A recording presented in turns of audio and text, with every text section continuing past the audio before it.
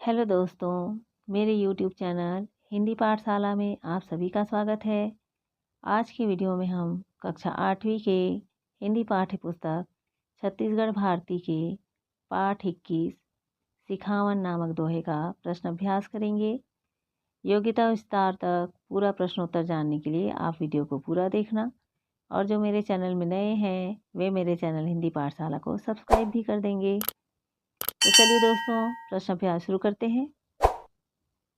पाठ का पहला प्रश्न है, हमन ला चाटी ले का सिखावन मिलथे और या के लिखो। अर्थात हमें चाटी से क्या शिक्षा मिलती है उसे क्रमशः लिखना है। उत्तर इस प्रकार से लिख सकते हैं, हमन ला चाटी ले दिन रात मेहनत करे के सिखावन मिलथे।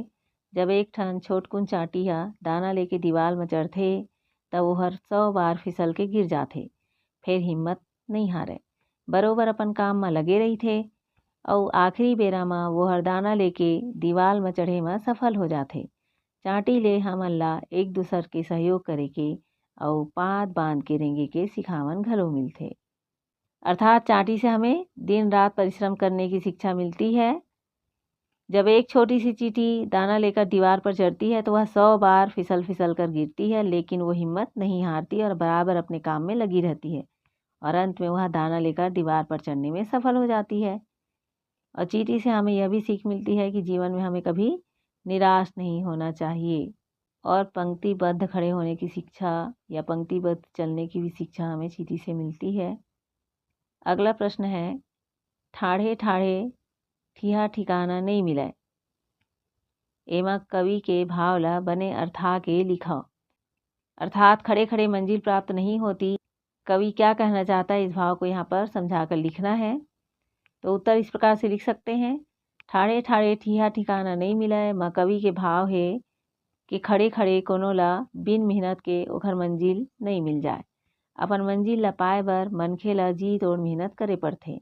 अर्थात बिना कुछ किए ही किसी को मंजिल या लक्ष्य प्राप्त नहीं होता है। अपनी मंजिल को प्राप्त करने के लिए, अपने लक्ष्य को प्राप्त करने के लिए मनुष्य को कठिन परिश्रम करना पड़ता है। प्रश्न तीसरा है, काखर बल में ये दुनिया ला जीते जा सकत है और दुनिया ला जीतना के का अर्थ है। अर्थात किसके बल पर दुनिया को जीता जा सकता है, अर्थात दुनिया को जीतने का क्या तात्पर्य है यहाँ पर उसे लिखना है। तो उत्तर इस प्रकार से लिख सकते हैं, किताब के बल में दुनिया ला जीते जा सकत है। दुनिया ला जीतना के अर्थ है अपन ज्ञान के बल में दुनिया में सफलता पाना। अर्थात अपनी बुद्धि के बल से दुनिया को जीता जा सकता है और सफलता प्राप्त की जा सकती है। प्रश्न 4 है, पेड़ ला दानी काबर कहे गे हवे। अर्थात पेड़ को दानी क्यों कहा गया है। उत्तर है, पेड़ हा सब ला फूल और फर देथे, सब ला छइहा देथे, एखर सेती पेड़ ला दानी कहे गे हवे। पेड़ सभी को फूल फल और छाया देते हैं, इसलिए पेड़ को दानी कहा गया है। पेड़ से लकड़ी, औषधि, जड़ी बूटी आदि भी प्राप्त होती है। प्रश्न 5वां है, घाम छाँव के खेल के अर्थ ला बने समझ के लिखो। अर्थात धूप और छाया के अर्थ को यहाँ पर ठीक से समझा कर लिखना है। इस प्रश्न का उत्तर इस प्रकार से लिख सकते हैं, दुनिया में जैसे रोज घाम छाँव आवत जावत रही थे, कबू घाम होथे तो कबू छाँव होथे, वैसने मनखे की जिंदगी में दुख सुख आवत जावत रही थे। अर्थात संसार में जैसे रोज धूप और छाया आती जाती रहती है, कभी धूप होती है कभी छाया होती है, उसी तरह मनुष्य के जीवन में दुख सुख आते जाते रहते हैं। अगला प्रश्न है, रात और अंधियार के अर्थ कवि के अनुसार का हो सकत है। अर्थात रात और अंधेरे का क्या तात्पर्य है उसे लिखना है। उत्तर है, रात और अंधियार के अर्थ कवि के अनुसार दुख, पीड़ा और संकट हो सकत है। अर्थात रात और अंधेरे का अर्थ कवि के अनुसार दुख और संकट हो सकता है। प्रश्न 7 है, आशा और विश्वास की दिया बारना के भाव ला लिखो। तो यहाँ पर आशा और विश्वास का दीप जलाने का अर्थ लिखना है, भाव लिखना है। उत्तर इस प्रकार से लिख सकते हैं, आशा और विश्वास के दिया बारना के अर्थ है मनखे ला असफल होए ले निराश नहीं होना चाहिए, ओला आशा और विश्वास के संग अपन लक्ष्य ला पाए बर फिर मेहनत करना चाहिए। अर्थात मनुष्य को किसी भी परिस्थिति में निराश नहीं होना चाहिए और आशा रखकर जीवन में आगे बढ़ना चाहिए और अपने लक्ष्य को प्राप्त करने का प्रयास करना चाहिए। प्रश्न है आगे का, एके अवगुण सौ गुण ला मिल्खी मारत खाए, गुरतुर गुण वाला सुआ लोभ करे फंद जाए। इसका संदर्भ क्या हो सकता है व इससे आप कहाँ तक सहमत है, विचार कर लिखिए। तो उत्तर आप इस प्रकार से लिख सकते हैं, एक अवगुण पलक झपकते ही 100 गुणों को नष्ट कर देता है। जैसे तोता मिर्ची के लालच में आकर शिकारी के जाल में फंस जाता है, वैसे ही लोभ के कारण इंसान फंस जाता है। अर्थात एक अवगुण उत्तम चरित्र वाले इंसान के चरित्र का भी हनन कर देता है। प्रश्न 3 है, जीवन भर आशा और विश्वास ला कभी है जरूरी बता है, का तू मन घलो वैसने सोचता, विचार करके लिखाओ। उत्तर इस प्रकार से लिख सकते हैं, जीवन भर आशा और विश्वास के दिया जलाए रखना जरूरी है, विश्वास ले काम बनथे, हमन घलो वैसने सोचथन। प्रश्न 4 है, नवा रद्दा खोजे ले जीवन में का परिवर्तन हो सकते, अपन कक्षा के 2 समूह बना के सोचो और लिखो। उत्तर है, नवा रद्दा खोजे ले जीवन में विकास होथे, जिंदगी में आशा और विश्वास बढ़ जाथे, जिंदगी के दुख और हताशा के क्षण मन ला पीछू छोड़ के आगू बढ़ जाए। नवा रद्दा अपन लक्ष्य पाए बर खोजना चाहिए। अर्थात जीवन में सफल होने के नए रास्ते व्यक्ति को सोचना चाहिए, खोजना चाहिए। प्रश्न 5 है, अगर दुनिया में किताब या किताब लिखैया नहीं होती तो का होती, ये विषय में 10 लाइन लिखो। तो यहाँ पर आपको किताब के बिना दुनिया का क्या हाल होता, इसके बारे में 10 लाइन लिखना है। उत्तर इस प्रकार से लिख सकते हैं, दुनिया में एको ठन किताब नहीं रहीतीस तो लइका मन पढ़े नहीं सकतीस। दूसरा, लइका मन ला बने ज्ञान नहीं मिलतीस। तीसरा, सबो झन मन अज्ञानी बने रहीतीस। चौथा, सब्बो मन के अधूरा जानकारी घलो नहीं मिलतीस। पांचवा, कोनो ला पढ़े लिखे बर नहीं आतीस। छठवां, काम काज व्यापार में बाधा पड़तीस। सातवां, कोनो ह बने विकास नहीं कर पातीस। आठवां, ज्ञान के कमी से घलो मन ला पीड़ा होथे। नौवां, किताब लिखैया नहीं रहीतीस तो कोनो डॉक्टर इंजीनियर नहीं बनतीस। 10वां, किताब के बिना जिंदगी अबिरथा हो जातीस। तो इस प्रकार से आप भी पॉइंट लिख सकते हैं। प्रश्न 6 है, सीख के इसने हे दोहा मल्ला सकेल के लिखाओ। तो यहाँ पर सीख संबंधी दोहा आपको लिखना है। जैसे यहाँ मैंने लिखा है, भू कहे धीरज न छोड़, माढ़े मूड मा भार, नभ कहे बगरो अतका, ढांक लेत संसार। अर्थात धरती हमसे ये कहना चाहती है कि धैर्य कभी नहीं छोड़ना चाहिए, चाहे हमारे सिर पर कितना ही भार या जिम्मेदारी क्यों न हो। और आकाश हमसे कहता है, मेरी तरह इतना फैलो कि पूरी दुनिया को ढक लो। अर्थात पूरी दुनिया को अपना समझो। पर्वत कहे मूड उठा, तय हाँ ऊंचा बन जा, समुद्र के लहरा कहे हृदय में गहराई ला। पर्वत से हमें सीख मिलती है कि हम भी ऊंचे पर्वत की तरह ऊंचे बन जाए, उच्च आदर्श वाले बन जाए। समुद्र की लहरें हमसे कहती है कि हम भी समुद्र की तरह अपने हृदय में गहराई लाएं, अपने सोच में गहराई लाएं। अगला प्रश्न है, कविता और लेख के भाषा में बड़ अंतर होथे। कविता के भाषा और लेख के भाषा ला पढ़ो और गुनाओ। कविता में शब्द भले कमती होथे, फिर ओकर अर्थ ह बड़े होथे। एमा कमती शब्द में बड़ गहरी बात ला कहे के उदिम कवि ह करे रहिथे। एकरे सेती कविता के शब्द में लुकाए भाव और विचार ला बने देखे और समझे ला परथे। एकर छोड़ कवि ह अपन भाषा ला गहना गुरिया पहिराथे, तेला अलंकार कहे जाथे। जैसे आशा और विश्वास के दिया, प है गुरतुर गुण, पहली डांड ला पढ़ो और गुनो। दिया ह माटी के बनथे, फिर कवि ह आशा और विश्वास के दिया बनाए हे। एखर माने कवि ह आशा और विश्वास ला दिया के रूप दे हवे। ये ह रूपक अलंकार के उदाहरण आए। और दूसरइया में 2 शब्द की जोड़ी हवय, गुरतुर और गुण। दोनों शब्द के शुरू ह ग अक्षर ले होए हे। ऐसन प्रयोग ला अनुप्रास अलंकार कहिथे। अपन शिक्षक ले पूछ के और आने आने प्रयोग के बारे में जानो और लिखो, जैसे लाखन लाखन और ठाढ़े ठाढ़े। तो यहाँ पर प्रश्न में बताया गया है कि कवि बड़ी बड़ी बातों को भी थोड़े शब्दों में प्रस्तुत कर देते हैं और उन शब्दों को अलंकार से सजा देते हैं। जैसे अनुप्रास अलंकार, रूपक अलंकार आदि अनेक अलंकार होते हैं। यहाँ उदाहरण में बताया गया है लाखन लाखन और ठाढ़े ठाढ़े। यहाँ अक्षर की पुनरावृत्ति हुई है, शब्दों की पुनरावृत्ति हुई है, तो ये पुनरावृत्ति अलंकार है। ऐसे ही कुछ और शब्द लिखने हैं। जैसे यहाँ उत्तर में लिखा है, फूल फूलथे मितान, यहाँ पर अनुप्रास अलंकार है, फ वर्ण की आवृत्ति हुई है। दूसरा है सबला देथे फर फूल, यहाँ भी अनुप्रास अलंकार है, यहाँ भी फ वर्ण की आवृत्ति हुई है। तीसरा है ठाढ़े ठाढ़े नहीं मिले ठिया ठिकाना सार, यहाँ पर भी अनुप्रास अलंकार है, ठ वर्ण की आवृत्ति हुई है बार बार। चौथा है महर महर जे नहीं करे, यहाँ पर पुनरुक्ति प्रकाश अलंकार है।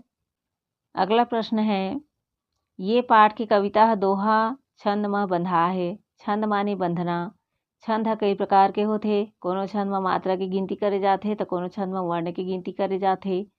जेमा मात्रा की गिनती करे जाते तेला मात्रिक छंद और जेमा वर्ण की गिनती करे जाते तेला वार्णिक छंद कहे जाते। दोहा हा अर्ध सममात्रिक छंद आए, एकर 4 चरण होते। पहली और तीसरा चरण के 13-13 मात्रा के पाछू यति होते। दूसरैया और चौथैया चरण में 11-11 मात्रा होते। सब मिला के 24-24 मात्रा होते।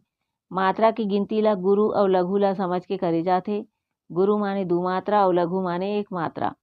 गुरु वर्ण के उच्चारण में ज़्यादा समय लागथे और लघु वर्ण के उच्चारण में कम समय लागथे। जेन वर्ण में कोनो मात्रा नहीं रहे या ई और ऊ के मात्रा रहीथे तेला लघु या 1 मात्रा माने जाथे। आने मात्रा वाला वर्ण ला 2 मात्रा या गुरु माने जाथे। गुरु के चिन्ह एस और लघु के चिन्ह खड़ी डाँड़ जैसे होथे। तो पाठ में आए 2 ठन दोहा ला लिख के मात्रा गिनती करो। तो यहाँ पर बताया गया है कि दोहे को छंद में बांधा गया है। छंद माने होता है बंधन या बंधना। छंद कई प्रकार के होते हैं। कोनो छंद अर्थात कोई छंद में मात्रा की गिनती होती है तो किसी छंद में वर्ण की गिनती होती है। जिसमें मात्रा गिनी जाती है, मात्रा की गिनती होती है, उसे मात्रिक छंद कहते हैं। और जिसमें अक्षर की गिनती होती है उसे वार्णिक छंद कहते हैं। दोहा को अर्ध सममात्रिक छंद माना गया है। दोहे के 4 चरण होते हैं। पहले और तीसरे चरण में 13-13 मात्राएं, उसके बाद में यति होती है। दूसरा और चौथा चरण में 11-11 मात्राएं होती है। कुल मिलाकर 24-24 मात्राएं होती है। मात्रा की गिनती गुरु और लघु के अनुसार की जाती है। गुरु का अर्थ है 2 मात्रा, लघु का अर्थ है 1 मात्रा। तो यहाँ उत्तर आप इस प्रकार से लिख सकते हैं कि पाठ में आए 2 ठन दोहा ला लिख के मात्रा गिनती करना है।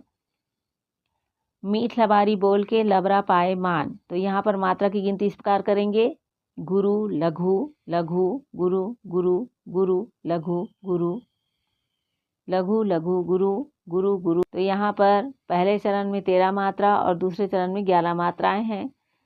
गुरु का अर्थ 2 मात्रा और लघु का अर्थ 1 मात्रा है। तो कुल मिलाकर 13 धन 11 बराबर 24 मात्राएं हैं। इसी प्रकार दूसरा है पन सतवंता हा सतबर हासा तजे प्राण। यहाँ भी तृतीय चरण और चतुर्थ चरण मिलाकर 13 और 11 मात्रा जोड़कर 24 मात्राएं हो गई। अगला उदाहरण, लाखन लाखन रंग के फूल थे फूल मितान। यहाँ पर भी 13 और 11 मात्राएं हैं। गुरु का अर्थ 2 मात्रा और लघु का अर्थ 1 मात्रा। तो यहाँ गुरु लघु लघु गुरु लघु लघु गुरु लघु गुरु गुरु लघु लघु गुरु गुरु लघु गुरु लघु लघु। इस प्रकार से यहाँ प्रथम चरण में 13 और द्वितीय चरण में 11 मात्राएं हैं। दोनों मिलाकर 24 मात्राएं हो गई। इसी प्रकार महर महर जे नहीं करे फूल अबीर था जान में भी 13 धन 11 मात्राएं हैं। दोनों चरण मिलाकर 24 मात्राएं हो गई। इसी प्रकार से आप भी दोहे लिखकर मात्राएं गिनकर यहाँ पर लिख सकते हैं। प्रश्न तीसरा है, छत्तीसगढ़ी भाषा में गंज अकन मुहावरा के प्रयोग करे जाथे। एक प्रयोग ले भाषा के प्रभाव की ताकत बढ़ जाथे और भाव में गहराई आ जाथे। प्रश्न 4 है, खाले लिखाए मुहावरा मन ला अपन वाक्य में प्रयोग करो। यहाँ कुछ मुहावरे दिए गए हैं। मिल्खी मारना, मीठ लबारी बोलना, पल्ला मारना। इसका वाक्य प्रयोग करना है। मिल्खी मारना का अर्थ है पलक झपकना। वाक्य है, मिल्खी मारत कौआ हा लइका के हाथ ले रोटी ल लेगे। दूसरा है, मीठ लबारी बोलना का अर्थ है चापलूसी करना या मीठी बातों से झूठ बोलना। वाक्य इस प्रकार से लिख सकते हैं, अमर हा मीठ लबारी बोल के अपन काम ला बना लीस। तीसरा है, पल्ला मारना। इस मुहावरे का अर्थ है तेजी से भागना या दौड़ना। वाक्य इस प्रकार से लिख सकते हैं, सावन में जब बिजली बरथे तब बछरू हा पल्ला मार के दौड़थे। प्रश्न 5 है, उल्टा अर्थ वाला शब्द लिखो या विरुद्धार्थी शब्द लिखिए।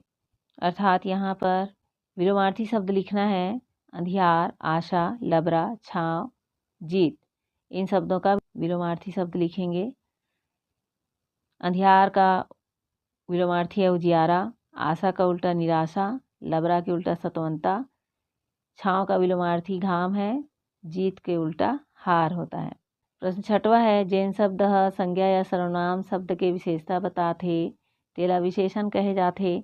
जैसे गुरुतुर गुण, एमा गुण के विशेषता बताए जावत है कि वो मीठा है, गुरुतुर है। कैसन गुण है, ये प्रश्न के उत्तर हवे गुरुतुर है। संज्ञा शब्द के साथ कैसे या कैसन के प्रश्न करे में विशेषण शब्द के पता लग जाते। पाठ के दोहा मन में आए विशेषण शब्द ला छाँट के लिखाओ। तो यहाँ पर आपके पाठ में आए हुए विशेषण शब्दों को छाँटना है और लिखना है। जैसे यहाँ लिखा है, दानी, एक, गुरुतुर, मीठ, लबारी, नवा, लाखन लाखन, अबीर था। ये विशेषण शब्द है जो आपके पाठ में आए हैं। प्रश्न 7 है, पाठ में आए दोहा मन के संदेश ऊपर 10 वाक्य लिखो। यहाँ पर जो दोहे आपने पढ़े, सिखावन दोहे, उसमें क्या संदेश छिपा है उन दोहों में, उसे यहाँ पर लिखना है। जैसे यहाँ लिखा है, पहला, कतको संकट आ जाए फिर मनखे ला हताश नहीं होना चाहिए। अर्थात संकट चाहे जितनी भी हो, मन में आशा रखनी चाहिए, निराश नहीं होना चाहिए। दूसरा है, एक ठन अवगुण हा मनखे के 100 ठन गुण ला बोर देथे। अर्थात एक अवगुण भी गुणवान व्यक्ति को अवगुणी बना देता है। तीसरा है, मनखे ला सतबानी बोलना चाहिए, अर्थात मनुष्य को सच बोलना चाहिए। चौथा है, मनखे के जीवन में सुख दुख आवत जावत रही थे, एक संसो ला भुला के नवा रद्दा खोजना चाहिए। अर्थात सुख दुख की चिंता न करके अपनी मंजिल को पाने के लिए नया रास्ता खोजना चाहिए। पांचवा है, मनखे ला जीवन में अच्छा काम करके नाम कमाना चाहिए, अर्थात उत्तम कार्य करना चाहिए, क्योंकि उत्तम कार्यों से ही प्रशंसा या प्रतिष्ठा मिलती है। छठवां है, घर के सियान मन के मान सम्मान करना चाहिए, अर्थात अपने बड़ों का हमेशा सम्मान करना चाहिए। सातवां है, मनखे ला लिखना पढ़ना चाहिए, काबर की किताब ला पढ़ के दुनिया ला जीते जा सकत है। अर्थात अध्ययन करने की आदत या स्वाध्याय की आदत डाल लेनी चाहिए, क्योंकि बुद्धि के बल पर ही दुनिया को जीता जा सकता है, जिसके लिए किताब पढ़ना भी आवश्यक है। आठवां है, बिना परिश्रम करे ठिकाना नहीं मिला है, तेखा सेती मनखे ला काम करना चाहिए। अर्थात परिश्रम का कोई विकल्प नहीं होता और सफलता प्राप्ति के लिए हमेशा परिश्रम करते रहना चाहिए।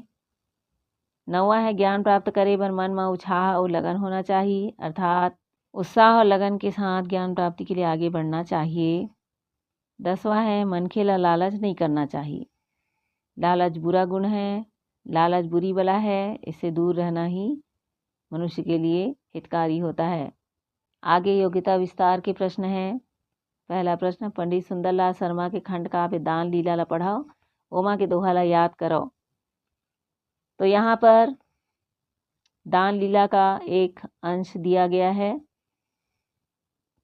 इसमें से आप दोहा छांट कर याद कर सकते हैं, गूगल से भी सर्च कर सकते हैं, या दान लीला काव्य को अपनी लाइब्रेरी से लेकर पढ़ सकते हैं। यहाँ पर दान लीला का एक अंश दिया गया है। दोहा है, कै तुम हो बैगा हरी, डारे टोना आए, थोपना ऐसन थोप के मन ले गए चुराए। गोपियाँ कह रही है कि हे हरि, हे कृष्णा, क्या तुम बैगा हो जिसने हम पर टोना कर दिया है और हमारे मन को वश में कर लिया है।